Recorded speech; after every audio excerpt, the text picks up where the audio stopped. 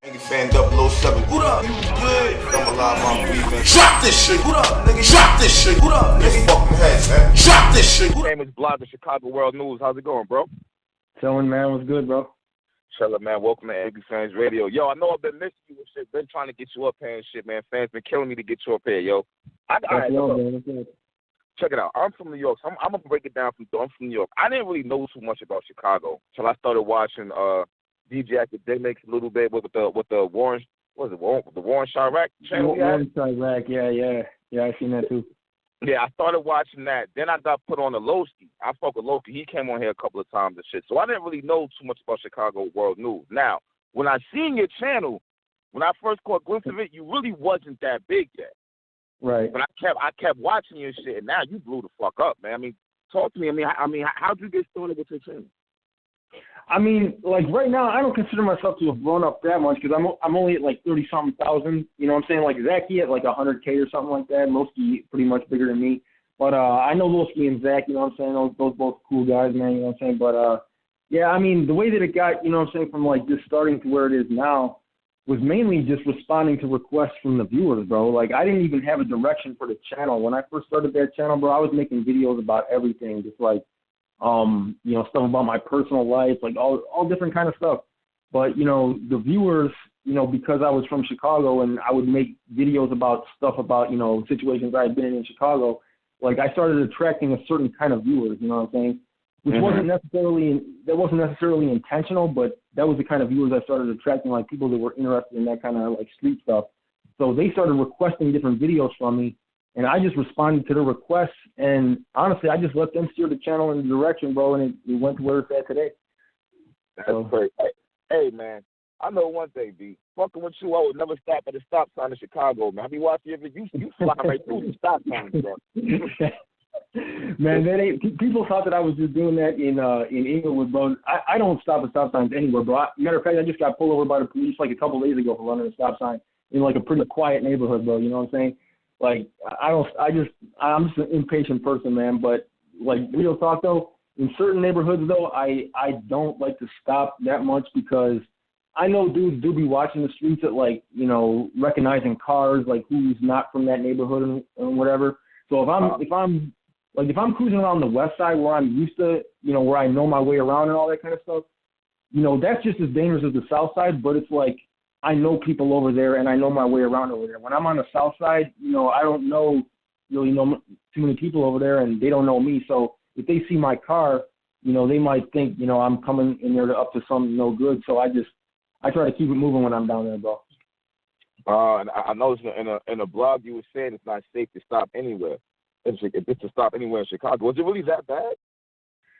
I mean, it depends on who you are, bro. Like, if you were old grandma, or if you you know, real old dude or something like that, or if you were a little kid, or even if you like a girl, you know, you probably don't have, you know, people that are going to assume that you coming into their neighborhood to, you know, do something wrong. Or even if you like me, like I look pretty white, you know what I'm saying? I look like just a regular white male, so I don't have to worry about that as much as like a young black guy would have to worry about that, because even if he's not up to no good, even if he's, you know what I'm saying, straight A honor student, not in the streets, all that kind of stuff, people are still going to wonder why he's on their block. You feel me? Like if he's coming through, they're going to wonder who he is. You know, maybe he's up there, you know, coming in there to catch somebody or something like that. So they're going to at least check him and see why he's there, if not just outright shoot at the dude. I mean, there's some people that will just straight up shoot at some car that they don't recognize. You know what I'm saying? Like that does happen. That's fucking crazy, bro. Yeah. I remember the blog where when you drove past where little Jojo was killed. Right. He was killed right under a bridge. Rest in peace. It was right under a bridge. I think that might have been the first blog that really like woke me up to what was going on out there when you started breaking down like the different crews out there and who's beefing with who and all that. I still don't not being from around that area. Like being from New York, we don't know a lot. Well, I'll say me. I don't know a lot about GDs and vice lords and all that. That's Chicago. So to hear you break it down and Lowski break it down, and it's a Chicago, I guess you could say media, bloggers, however you want to call it, it's interesting in a way. You know what I'm saying? So is it like do you ever get worried making certain kind of blogs that you might get recognized or anything like that? Oh, bro, like, honestly, I get death threats from gang members every single day, bro, because they don't want me exposing, you know, what's going on.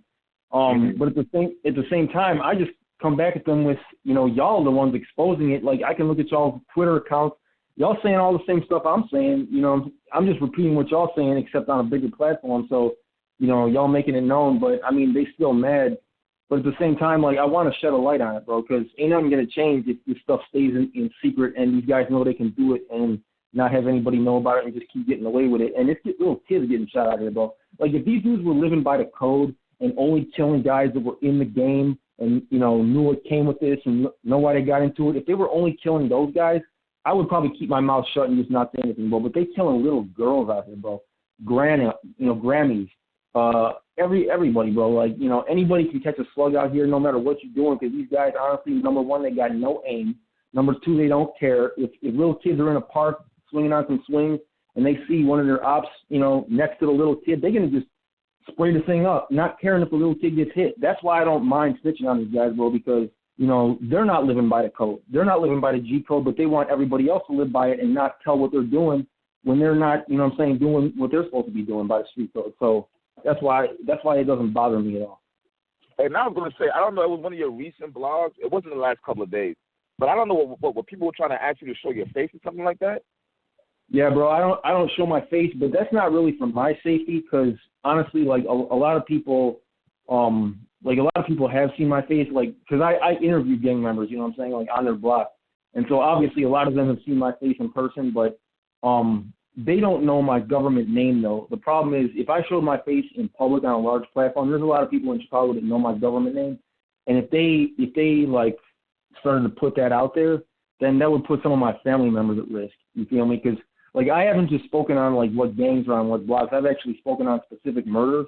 So there's guys out there, there's a lot of guys out there that want to whack me, bro. I ain't going to lie. God damn, bro. I mean, so what makes you keep going knowing that? And you still live there? Yeah, I mean, the thing is, well, like, in Chicago, I can move around pretty anonymously. Like, Chicago's a pretty big city, and I don't have to go through, like, a lot of the hoods that I've spoken on so far, because so far I've only spoken on Southside hoods.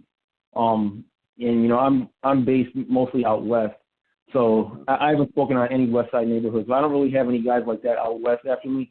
And I can avoid the south side pretty easily, but I mean, what keeps me going, man, is just, I mean, the viewers just keep coming with requests, bro. Every video I come out with, even the ones, you know, about, you know, the murders or whatever, like, the viewers love that stuff. So, you know, they love that stuff. Even a lot of the viewers who are gang members who, you know, who's, like, hoods I'm speaking on, what a lot of people don't know, bro, there's a lot of stuff going on behind the scenes that a lot of people don't know.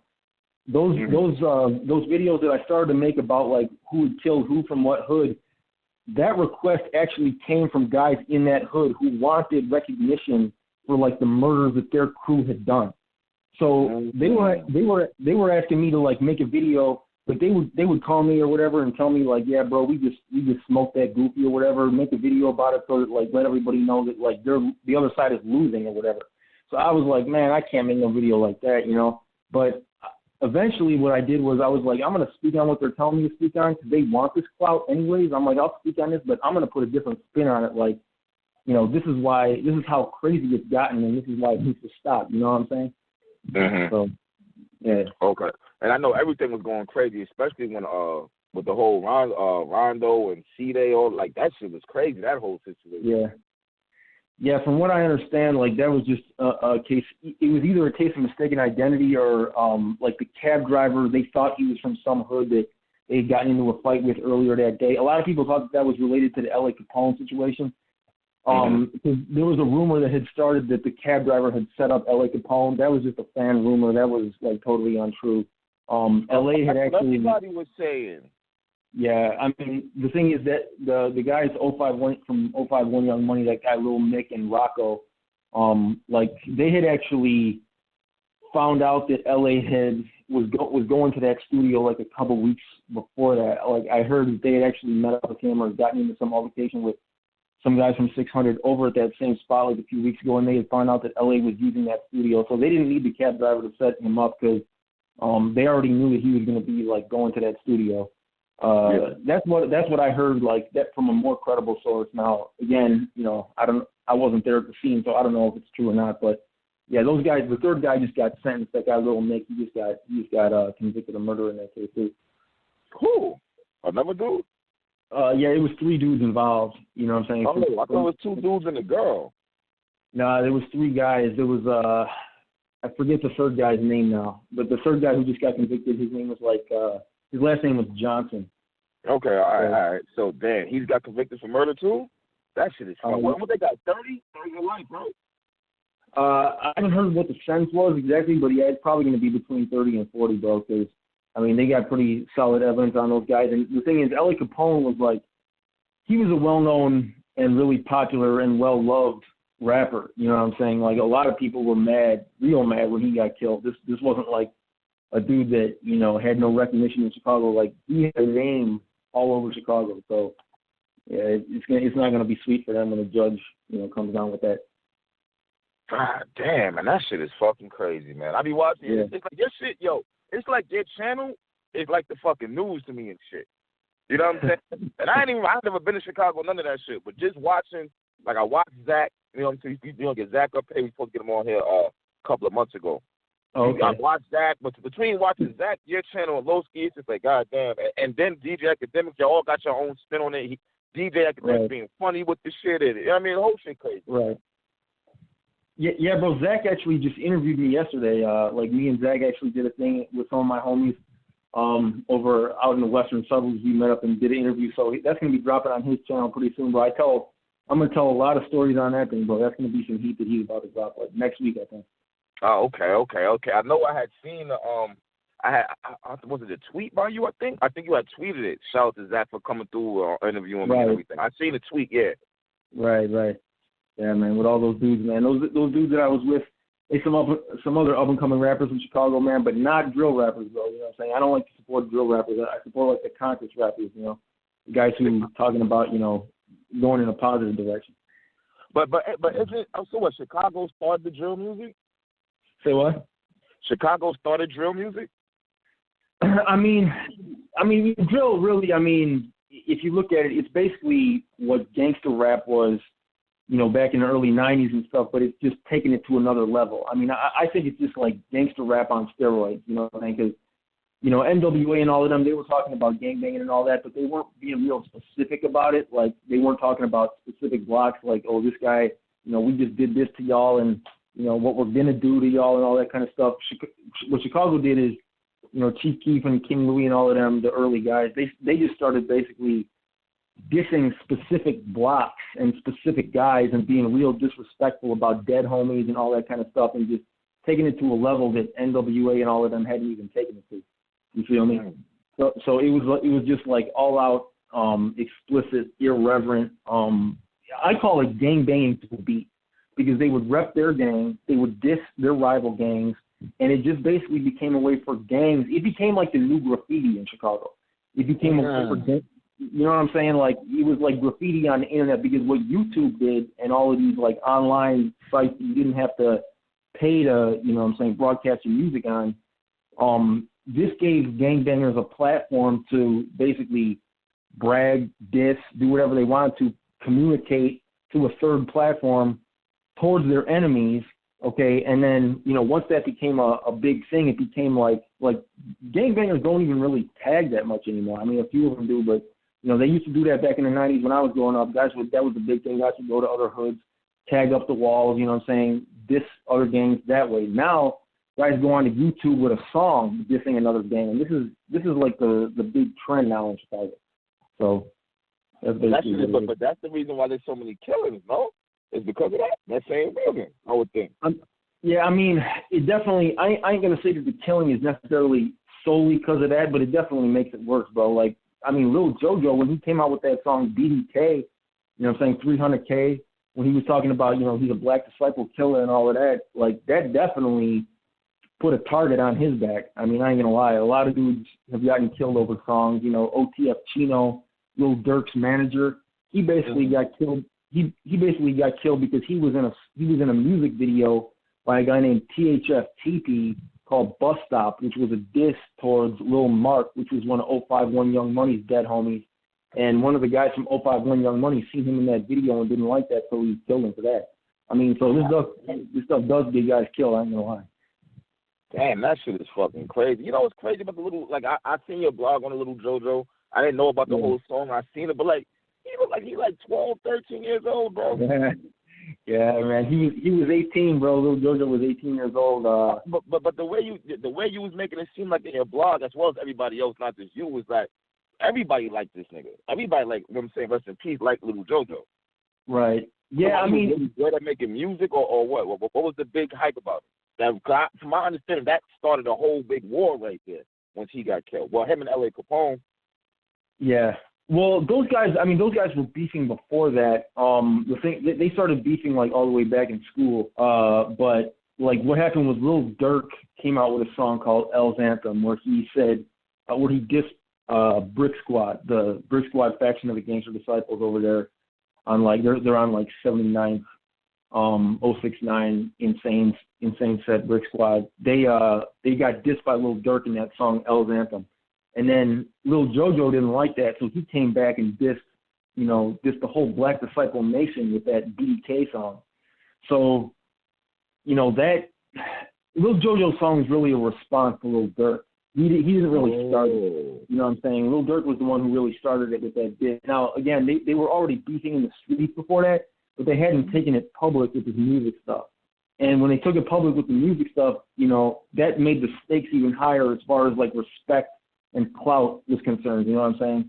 Like, because now the whole world knew about their beef, so it's like, and then what happened was Chief Keef kind of got wrapped up into it. Chief Keef didn't really know Lil JoJo, and like O-Block and them, they weren't really, I mean, they weren't getting along with Brick Squad, but that wasn't their main beef. Their main beef was with like STL, Tukaville, like Lil J, Epi G Duck, all of those guys.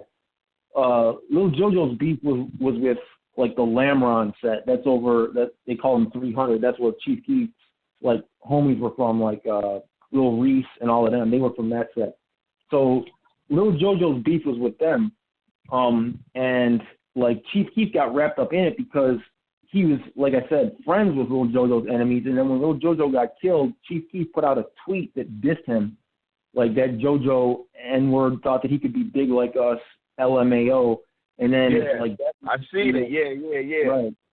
He like dissed Lil JoJo, and then so people from that assumed that Chief Keef had something to do with it, even though he didn't. Like the guy who actually did it, like, I mean, I ain't gonna say his name on the radio, but like we know who did it, and it wasn't even a guy who was connected with Chief Keef. You know what I'm saying? Like he's actually a guy who's locked up right now for something else. But like Chief Keef, took a lot of that heat on himself by putting out that tweet, because he at the time was about to sign a big record deal. I think he already signed it or something like that. And then people were wondering if Interscope was going to drop him. But and then he got locked up for something else, like right after that for a little bit. But yeah, like people assumed that him and Fredo Santana and all of them like had something to do with Lil JoJo's death. They didn't, bro. It was actually a whole nother neighborhood. I'm gonna tell you right now, I do Fredo Santana is one scary looking dude, B. That's one scary look. That nigga's a fucking demon, bro. He looked like death in the flesh. Like, don't fuck him. And I be hearing about Little Reese and shit. Like, everybody Little Reese, this is or as Beast while I'm getting killed, man. That's some scary shit, B. You know what though, bro? I'm gonna say this, like, in case there's any of these kids listen to this, bro. Like, one thing I want to say about Reese and Fredo, like DJ Academics and a lot of the media guys out here have gassed these guys up, bigger than they really are. Fredo's from a hood called Front Street on the south side. Fredo was not like the main like trigger man for Front Street. Matter of fact, like it's debatable about whether he actually ever even killed anybody. Like that's a whole other topic of conversation that I'm probably I'm not going to get into on the radio. But like the main trigger man for them is a dude who's like he doesn't rap or anything like that. Like they had guys that like put in the work for that hood, and they weren't those guys. You know what I'm saying? Now maybe they could have been like ordering those guys and whatever, but not really, bro. Like they weren't the main like goons for that hood at all. So like don't believe the hype. You know what I'm saying? They've been gassed up, and honestly, just the way Fredo looks makes a lot of people just assume that people judge a book by its cover. He wasn't the main shooter for that hood like at all, bro. Okay. So, all right, okay. So now some things starting to make clear. Yeah, he's still one scary looking dude, but okay. Yeah, yeah. So, all right. So, and one more thing I just need to clarify. I want to make sure I'm not bugging. I'm going to follow for a little minute. So that whole situation, that was Reese in the car with little JoJo that morning and some shit. I seen the shit, and I didn't know what was going on. You know what I'm saying? Yeah, that's why people like assumed that Lil Reese had something to do with his murder, because Lil JoJo had drove through. Like, this is another thing that gangs like to do now. They like to drive into another gang's neighborhood and basically broadcast it on YouTube and say, like, oh, look, we in y'all hood and y'all ain't doing nothing about it. Y'all ain't out here protecting y'all block or whatever. So they flex on their enemies like that. So Lil JoJo did that to Lamron. He went through Lamron's hood and he was like, basically just showing that he was in their neighborhood and they weren't doing nothing about it. And then he seen Lil Reese and he was like, you know, yelling at him, oh, Reese, you a bitch, blah, blah, blah. And then Lil Reese seen Lil JoJo and he's like, I'm going to kill you. He didn't do nothing like that. You know, he just started walking in the video, he says, I'm going to kill you. Right. He says, I'm going to kill you. But Reese ain't the one that did it, though, like I said. But, you know, he was just saying that. And then that was what got Reese's reputation kind of gassed up. Now, I mean, Reese knows who did it, okay? You know, he knows who did it, but he ain't the dude who did it. But at the same time, like, you know, a lot of the media just took that incident and ran with it because, again, people assume, like this happens with me a lot, you know, in my videos too. People assume that everything, that all the information is public. And still, there's a lot of information that ain't in videos and ain't public and ain't never going to come to light. But, you know, people in the streets and in those hoods know, you know what I'm saying? So all I'm going to say, I ain't going to say too much on the radio. All I'm going to say is Reese ain't the one who killed JoJo.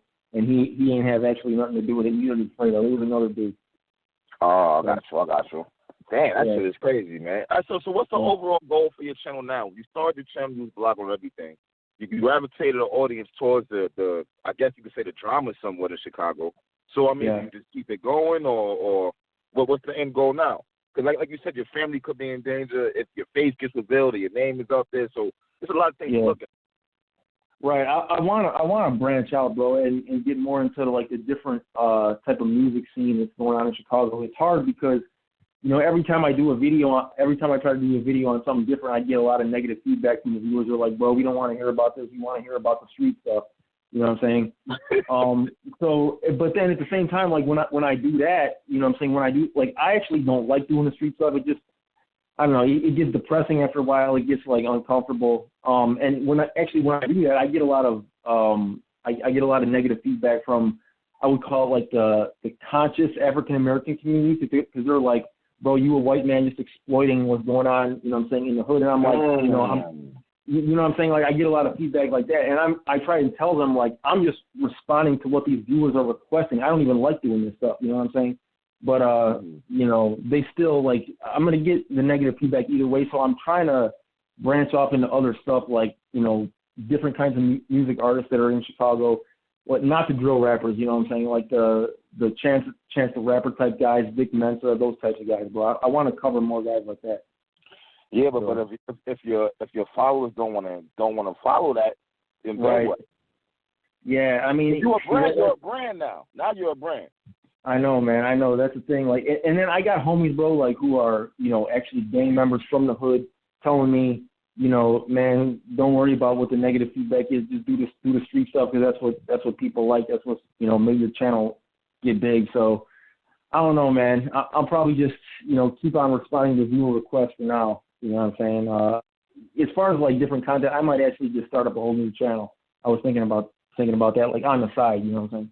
You know, it gotta be. You know what? I didn't even really think about that. It gotta be awkward because you all white. I didn't even think about that. So that they're making it seem like you're trying to come up off of the black people killing each other. Like, so when that first, you know, when they first took that angle on you, what was your first thought process when they came at you like that? Well, see, the thing is, bro, like, I'm actually, like, I come from a third world, like, not me, I was actually born in the U.S., but my family is immigrants from a third world country, like, only, like, my dad, like, my uncles, all of them, bro, and, like, we lost a lot of people back there, you know what I'm saying, back home, like, we left because of war. So I was thinking to myself, like, if a dude, like, we were in war, I'm actually from Greece, and we were at war with, like, some other people back there, like, this political conflict. So I was thinking to myself, like, if a person of another ethnicity came in and started talking about my dead uncles and all that kind of stuff, how would I feel about that?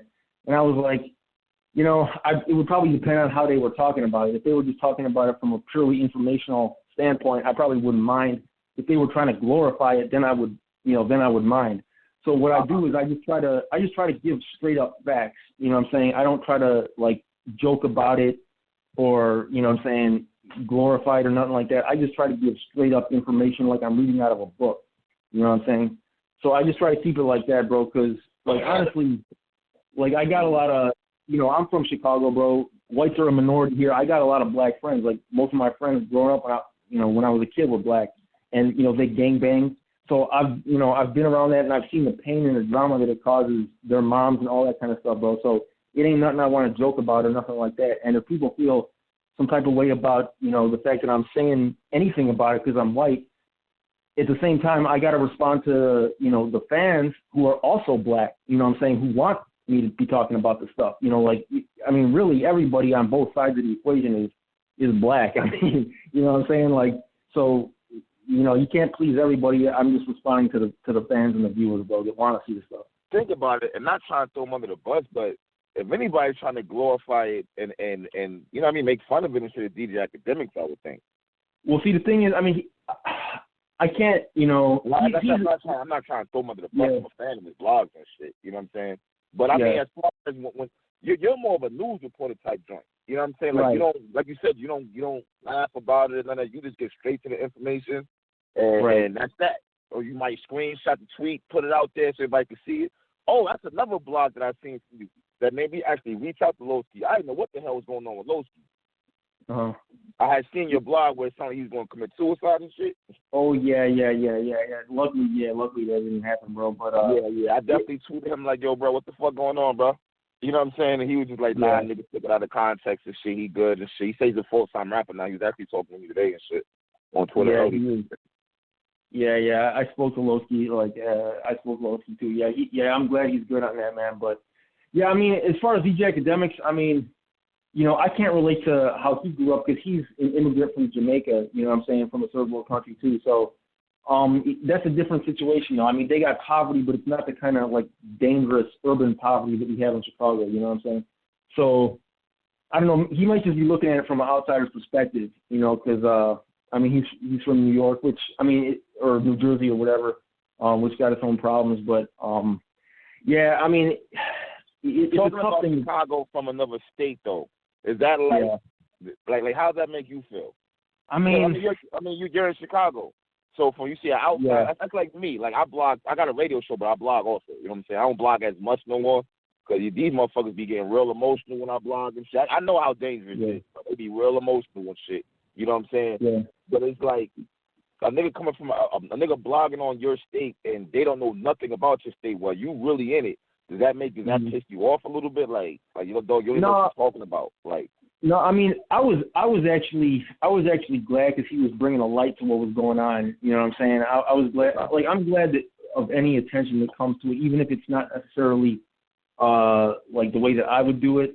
I respect what he's doing. You know what I'm saying? But at the same time, like, I can't really relate to how necessarily a black guy would react to that. You know what I'm saying? A black Chicago resident would react to that because, again, if most of the people being killed here are not white, or they're not, like, they don't look like me. So, I know a lot of black people felt some type of way when he was doing his blogs because they were like, you exploiting what's going on or whatever. But I don't know, man. Like, I didn't perceive it that way. But again, I'm not black, so I can't understand how they would feel about it. You feel me?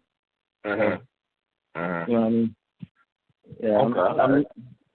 Even though I live in the midst of it, I'm still kind of like in a way an outsider because, again, I'm not looking at somebody that looks like me in that casket, and so there's still like somewhat of an emotional distance that I have to like respect when I do it because I just have to say I'm going to just do this like a purely informational guy. But again, for different people are going to see it a different way, man. You know what I'm saying? Okay. So, I know you got to go. So the last question I wanted to ask you: you being in Chicago, what made you not bang? You said most of your homies are gangbangers, and you know what I mean? You're talking about them. You know what's going on in the streets. So what made you say, nah, I don't want to bang? Like back then, bro. I remember when I was in 8th grade, like some GDs, like in my school, tried to get me to join. Okay, and this is when a lot of kids joined, like, and some of the GDs tried to get me join the GDs. Now, at this time, bro, it was still a lot of structure in the GDs. You know what I'm saying? Larry Hoover was still calling the shots from the top down. He still had his captains and all that. This is like early, mid-'90s. So at this time, you know, the reason I said no, the reason I, like, chose not to do that, I mean, because most of the kids at my school were GDs. It was GDs, and there were some Latin Kings. The Latin Kings, you know, I didn't know too much about what they had going on, so I was like, I ain't going to join up with them. But, like, with the GDs, the reason I said no was because I didn't like the idea of taking orders from some dude who I didn't know, who, you know, didn't necessarily have my best interest in mind. You know, I didn't want to have to take orders from none of the OGs. If it was like it is now, where it's basically just everybody equal and it's kind of just like a clique of friends on a block that ain't really got any structure, if it had been like that, I probably would have just joined by default, because they would have just assumed that I was with them anyways, just because of the block where I, you know, was who I was hanging out with anyway. You know what I'm saying? But back then you actually had to get jumped in. It was a lot different back then, but you had to learn the literature. You had to get jumped in. If you did something wrong, you got a violation. And, you know, I seen dudes getting violations, like getting beat up for like 2 minutes for doing something wrong. I was like, man, I don't want to get into that. You know what I'm saying? So yeah, it was kind of like that. But, and again, I mean, it was easier for me to resist just because I was white. You know what I'm saying? So people seeing me, and they assumed that, oh, he's probably, like, when I would come to somebody else's hood, people would assume, oh, he's not here on, you know, to do nothing. If I had been like, because like some of my black friends, they ended up having to join just like by default, bro, because people would assume they gangbang even if they didn't. And so, you know, now they got to, you know, they feel like they got to carry a pistol for protection and join up with these guys for protection anyways, because people are already going to think that. So it's like they were in a more difficult situation than I was in. So, but yeah, that's basically why I didn't join up. Do you feel like you got to drive around strapped too? No, bro, I don't, because of what you do. No, I don't drive around strapped, bro. I ain't gonna lie. Like when I was 21, I was driving. No, I think I was either 21 or 22. I was driving around strapped with a gun that I had bought on the street. I didn't have a Floyd card or anything like that. I had bought the gun on the street, and I had the gun stashed inside of a bag of potato chips. Okay, inside my car, and and the cops. I was walking down Bryn Mawr Avenue on the north side. Everybody is from Chicago knows what I'm talking about. And the cops up there would do these things called like neighborhood sweeps, where they would just come through and like swarm an area and like stop everybody. So I was just like, I was walking down the street, and like all of a sudden some plainclothes cops just grabbed me from behind, like throw me against the car without saying anything. Like they just grabbed me and threw me against the car, put the cuffs on me. They're like, what are you doing over here or whatever. I'm like, man, I'm just walking to the store. I don't even know, what's going on or anything like that. And they're like, yeah, well, we're gonna search you and all that stuff. So they started searching me. And they're like, where's your ID? I'm like, it's in my car over there, which is something I should not have said. But they started searching my car, and I'm like, oh, man, I got the pistol in the car. You know what I'm saying? Inside the bag of chips. And they searched the car and did not find the pistol. But I seen the cop searching the car. He just took the bag of chips and moved it to the side and kept on looking. And wow. I'm sitting in the back of the squad car cuffed, like sweating bullets, bro. Because I'm like, man, if they find that thing, because I'm pretty sure that pistol had bodies on it because of the guys who I bought it from. So God damn, bro, you playing with fire, man. Bro, I'm telling you, man, I was sweating so much. And they were searching the thing. They didn't find it. They just put the bag of chips to the side. And after that, like I had stashed that pistol outside because I couldn't keep it in my house because my mom would have been looking for it. So I stashed it outside. And like I came back to get it after a while, and it was gone. Somebody had found it. And after that, man, I stopped. I decided not to buy another pistol on the street. I eventually got a Floyd card, but I haven't bought anything since then. But I go around not strapped because the thing is, if I'm like the first time somebody tried to shoot me, bro, I was only 8 years old, right? And if I had yeah, bro. I mean that's a whole other story. But I was just a little shorty, 8 years old, bro. Me and my friend, he was only 7. Somebody tried to pop us, and like if I had a pistol on me at that point, I probably would have, my first instinct would have been to shoot back. But since I didn't have a pistol, my first instinct was to run. Now, if I had tried to shoot back, you know what I'm saying? If I tried to shoot back, I probably, bro, at 8 years old, I wouldn't have even been able to handle the recoil on a gun, you know what I'm saying? So I would have been shooting innocent bystanders. I would have been doing a whole bunch of crap I would have regretted later. So running actually probably gave me a better chance of survival, and of the civilians around me a better chance of survival. And even now, bro, like some people have tried to shoot me again since then too, and I've always just ran. And I've never caught a slug, bro, in my life. And if I would have tried to shoot back and get into a shootout, my chances probably wouldn't have been as good as they were just running. So I don't go around stressed. So God damn, but all right, how many times is that the life of Chicago, or is it like you just ducking shells? And I ain't trying to just pick on Chicago, because I know Michigan is like that.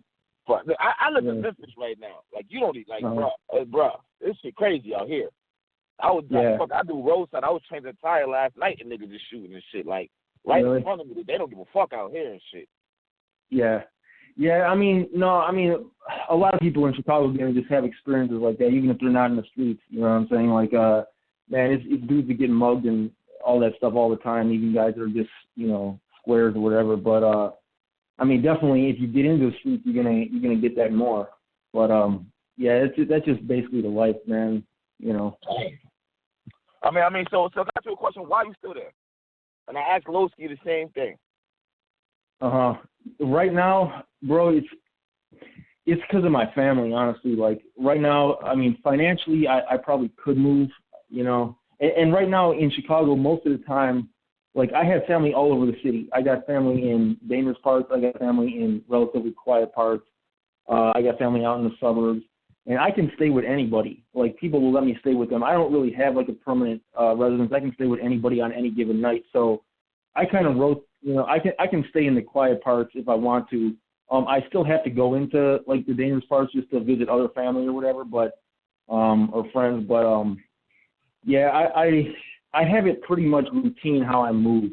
You know what I'm saying? Like, there's a certain way you can move. Like, I only go into the hood, to see certain people that I need to see in, like, the early morning hours. Like, I'm never there later in the day or at night. Like, just different things that I do, man, like, just to stay. And like I said, not showing my face, that's a safety thing, so people can't recognize me. I never show my car. So, yeah, I do what I can, man, Okay, man. Hey, well, look, man. Number one, I appreciate you calling. Number two, you be safe out there, man. I'm a fan of you, bro. Be safe. Well, man. Yeah, same to you, bro. Same to you, man. So, I definitely love your channel. I will not lie about that shit at all, man. You keep me informed. I hate to see something happen to you and shit. And that's the reason why I asked you what niggas was asking you to show your face. I don't know what blog it was. Like, what you had a shirt over your face or something like that? It wasn't your Twitter. Yeah. It came from that, though. Yeah, in my Twitter and my IG, I always wear a mask, bro. I always wear a mask whenever I come on camera. Now, in some of my blogs, I'm talking into the camera and I got a mask on, and I know it looks goofy and it looks awkward and like I'm crazy or whatever. No, it's smart. It's smart. Yeah, but if I could do my channel all over again, I would have done that. Yeah, I mean, people can still see my eyes, you know what I'm saying? But and people are like, "Oh, you stupid," because they can still see your eyes, so they're going to be able to ID you. The thing is, I only need to be able to stay like unrecognizable at a distance. I'm not really going to get up close to these guys to the point where they can like examine my eyes. You know what I'm saying? Like, I only need to be able to be unrecognizable. You have regular eyes, though, right? Say what? Don't you have regular eyes? Well, I mean, what difference do it make? Yeah, I mean, I just got regular blue eyes, which, I mean, for a white dude, that's not that uncommon. You know what I'm saying? It's not like I have purple eyes or something like that. You know what I'm saying? Like, there's a million white guys with blue eyes. The orange eyes that's going to stick out. Right. I mean, there's a million white dudes with blue eyes, so that's not going to be a identifying characteristic. You know what I'm saying? Yeah. Oh, that's what it is. But hey, man, I definitely appreciate you calling up, man. I'm definitely going to be in touch, bro. I appreciate the opportunity, man, and the publicity. I like that, though. Thanks so much. No doubt, man. You be safe out there, you heard? Thanks, man. You too. Peace. Fan 007. What up? You good? I'm alive, I'm breathing. Drop this shit. What up, nigga? Drop this shit. What up, nigga? Fucking head, man. Drop this shit.